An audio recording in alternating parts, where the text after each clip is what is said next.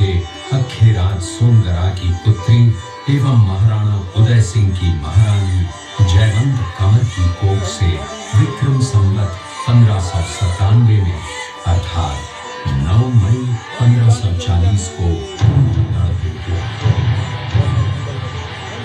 बाल्यकाल चित्तौड़गढ़ में गुजरा। सन 1567 में अकबर ने जब चित्तौड़गढ़ पर आक्रमण किया तो मेवाड़ के प्रमुख सरदारों और सेना नायकों के आग्रह पर महाराणा उदय सिंह ने चित्तौड़गढ़ छोड़ दिया।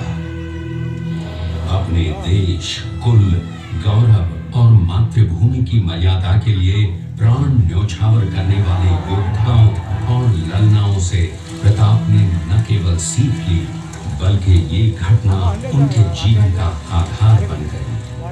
फरवरी 1572 को महाराणा उदय सिंह का देहांत हुआ। प्रताप की ज्येष्ठता और योग्यता को ध्यान में रखते हुए सरदारों ने उनको राजगद्दी पर आसीन किया। होली के दिन उनका गोगुंदा में राज तिलक हुआ। उस समय तक लगभग सभी राजाओं ने अकबर की अपील का स्वीकार कर ली थी। एकमात्र महाराणा प्रताप ने अपना मस्तक अकबर के आगे नहीं झुकाया। प्रताप मुगलों से लोहा लेने की तैयारी में जी जान से जुट गए।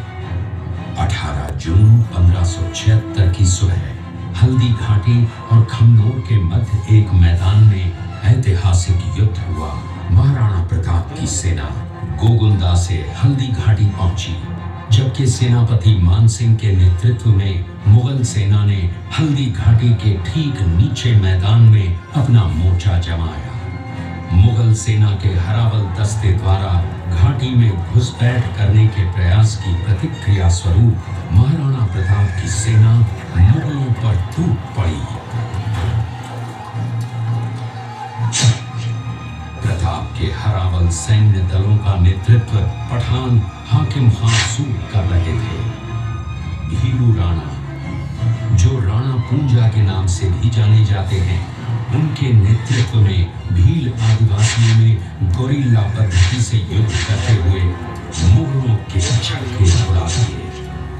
देखते ही देखते शाही सेना में खलबली मच गई। रक्त तलाई घोड़ों के टापों, हाथियों की चंगारों और तलवारों की झंकारों से गूंज उठी। चारों तरफ हाहाकार मच गया।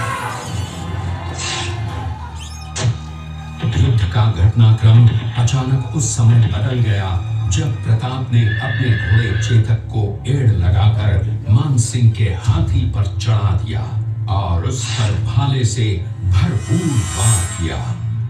मानसिंह हौदे में दुबक गया। हाथी से उतरते समय चेतक की एक टांग कट गई। इस स्थिति को भांपकर महाराणा प्रताप के हमशक्ल सेनापति झालामान ने महाराणा प्रताप से आज्ञा लेकर उनका राजमुकुट धारण किया। मुगल सेना झालामान को महाराणा प्रताप समझकर उन पर टूट पड़ी और झालामान शहीद हो गए। उधर चेतक ने अपने स्वामी को 5 किलोमीटर तक 3 टांगों पर ही लेकर एक बरसाती नाले को पार किया। उसके पश्चात उसके प्राण पखेरु उड़ गए। इस युद्ध से महाराणा प्रताप के मन पर गहरा प्रभाव पड़ा। परिणाम स्वरूप उन्होंने मुगलों पर विजय प्राप्त करने तक राजसी ठाट बाट छोड़ने और पत्तों पर भोजन करने का प्रण लिया, जिसे उन्होंने जीवन भर निभाया। महाराणा प्रताप ने अपना सैन्य बल बढ़ाकर सर्वप्रथम अरावली पर्वत की घाटियों में बसे दिवेर पर चढ़ाई कर विजय प्राप्त की। इसके बाद कुंभलगढ़ पर भी विजय प्राप्त की। सिर्फ चित्तौड़गढ़ को छोड़कर सारे मेवाड़ को अपने अधीन कर लिया। कालांतर में महाराणा ने चावंड में अपनी राजधानी स्थापित की।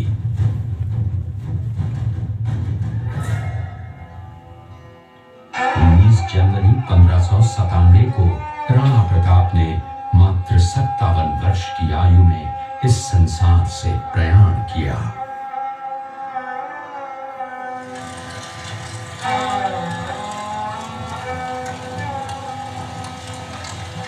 हल्दी घाटी का युद्ध एक सांप्रदायिक युद्ध न होकर आत्मसम्मान, मातृभूमि की स्वतंत्रता व स्वाधीनता का संघर्ष था। इसका प्रमाण ये है कि जहां पर अकबर की सेना के सेनापति जयपुर के राजा मानसिंह थे, वहीं पर महाराणा प्रताप की सेना के सेनापति काबुल के हाकिम खां सूब थे। महाराणा प्रताप स्वतंत्रता की वेदी पर एक ऐसा अंगारा था जो आत्मसम्मान व देश गौरव के लिए दिन रात जलता रहा, धधकता रहा और अंत में बुझकर भी उसने देश में ऐसा लौह भर दिया जिसकी प्रखर किरणों ने भारत माता को गुलामी की जंजीरों से मुक्त कराने के लिए सदा प्रेरित किया।